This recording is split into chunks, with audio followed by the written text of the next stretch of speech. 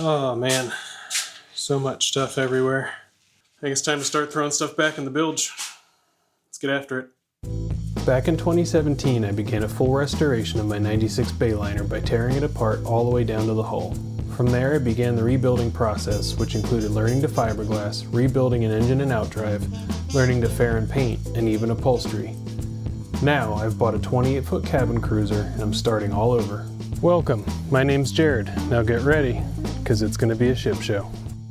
What is going on, guys? Welcome back to the channel. My name is Jared, and in this episode, it's finally time to start throwing some stuff back in the engine compartment. I know we've kind of been doing that with the wiring and things like that, but with the majority of the wiring out of the way, I can really start to focus on getting stuff back in there, especially the little things that aren't going to be in my way of putting the engine in, stuff like that, and the big things. It's a fly. It'll drive me nuts. So, along the lines of the wiring being done, actually, one of the first things I want to do is I want to put in a A&L fuse block on the transom area that is going to control the starter wire from the battery switch to both the motor and the generator. Now, putting a fuse on your start wire is a little bit of a touchy subject because it's not required by the ABYC, and that's for a couple of reasons. Mainly being you don't want to get in a situation where you blow a fuse and you don't have a starter or way to get your engine going. Now, because it's not required by ABYC, what you can do is actually grossly oversize that fuse. So it doesn't have to be sized for the specific wire you're using, because most people are using start wires around 2 gauge, 1/0, somewhere around there, which would require a fuse, if I'm not mistaken, depending on the wire size. 2 gauge probably be like 200 amp, 1/0, maybe 250, somewhere around there. But a starter is drawing way more than that, like 400, 500, 600 amps, depending on the size of the motor, what type of motor, those kinds of things. So what I plan on doing is installing an A&L fuse block with a oversized fuse of 400 amps. Now, I just got done saying that a starter actually is going to draw more than 400 amps, but you're only doing it for a couple of seconds. And if you look at the trip curve of most fuses, especially like an A&L fuse, if you look at the data sheet, there will be a trip curve, and it'll show you the amount of time it takes relative to the amount of current for that fuse to trip.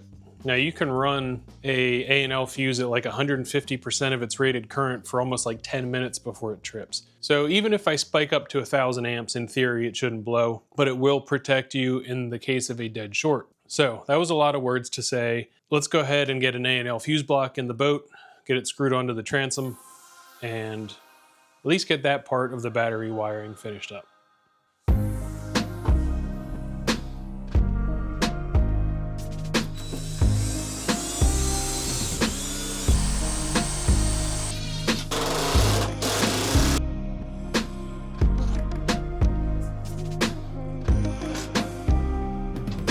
Okay, with that A&L fuse installed, the next thing I want to do is also back on the transom, and that is getting the trim pump from the last video that we tested and diagnosed reinstalled on the transom. And along with that, I'm also going to reinstall the Bennett trim tab pump, which I did do a video on testing. I never released it. That just reminded me I should probably get around to doing that. So anyways, let's go ahead and get those trim pump and Bennett trim tab pump installed on the transom.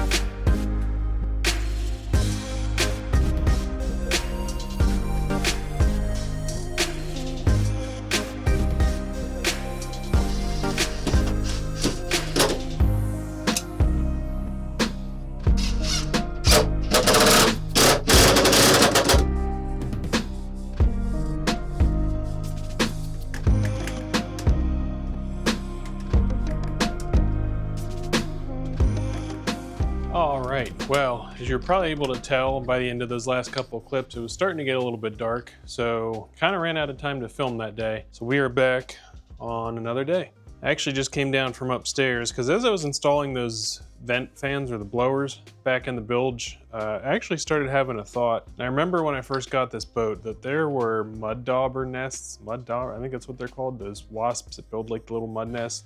They were literally everywhere. Now this thing sat for years basically unprotected, so they're gonna get in and do their thing, but I wanted to think about how I could protect the boat from intruders in the future. I'm basically planning on blocking off any entrance point that I can think of at least as best as possible. When I was installing those blower motors, I realized that the 4 vents that go into the engine compartment for the intake and exhaust, they basically have these little slats on them, but they're more than big enough for wasps and bees and all that kind of stuff to fit in. So I started getting to thinking, I have a 3D printer, so I came up with this little thing here. So basically, I cut out a circle of fiberglass insect screen, put it in front of this circle, and this circle is then gonna push inside that vent and basically pressure fit in there. So now insects can no longer get into those vents. So let's go throw those in real quick.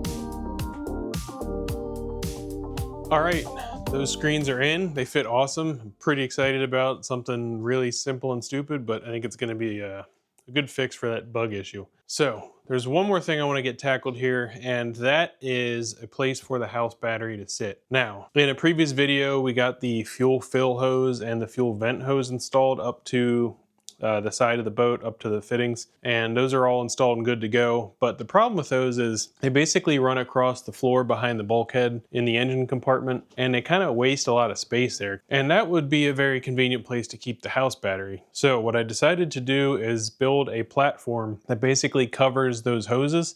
Obviously it'll be removable if I need to service them. This platform will basically be a shelf for the battery, so it'll sit up on top of those hoses and kind of regain that real estate that I lost. My plan for that is to use HDPE plastic, basically the same stuff that like Starboard and all that kind of stuff is. Now, I don't know if you've ever priced Starboard before. It's not cheap. So I went on Amazon and did what any self-respecting boat owner would do and decided to buy cutting boards instead. Yes, cutting boards. Commercial cutting boards for kitchens are HDPE plastic. They're just cheaper because they're produced like by the gajillions every day for restaurants and stuff like that. So you can get pretty good sized sheets of HDPE plastic. Now, obviously, if you need something that's like 4 foot by 4 foot or whatever like that, you're not gonna find a cutting board and you're gonna have to go the expensive route there. But for these like kind of commodity sizes, you can get a pretty good deal. So I got a 3/4 inch piece of HDPE plastic. I took that and a couple of other small pieces of HDPE that I had laying around from some other stuff and went to town on the table saw, got the drill out, router, that kind of stuff. So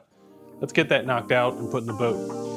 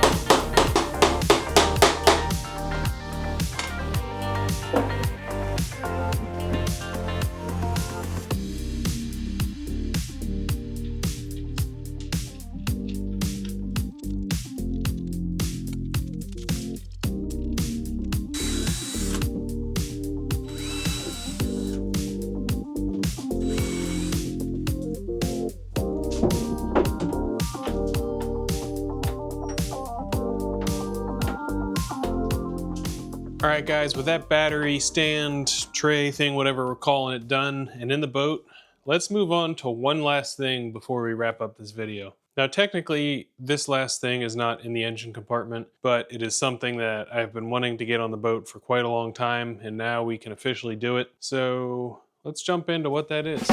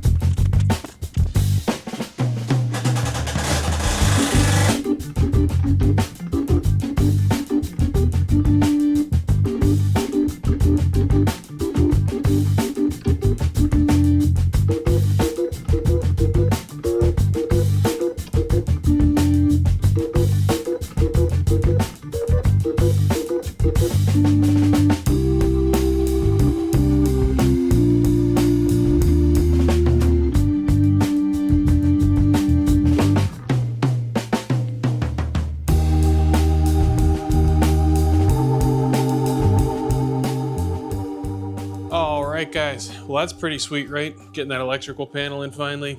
That feels awesome, and I'm super excited to keep working on that. But I'm gonna save hooking up all those wires and the rest of that kind of stuff for a future video. So I'm gonna leave you a little bit of a cliffhanger there. But anyways, it feels good to get all the stuff back in the boat that we got done in this video. I know there's kind of some little odds and ends here and there, and obviously there's plenty of stuff left to go back in the boat. We still have the engine, generator, sea strainers, bonding wires still need to be done. Who knows? Oh, start battery.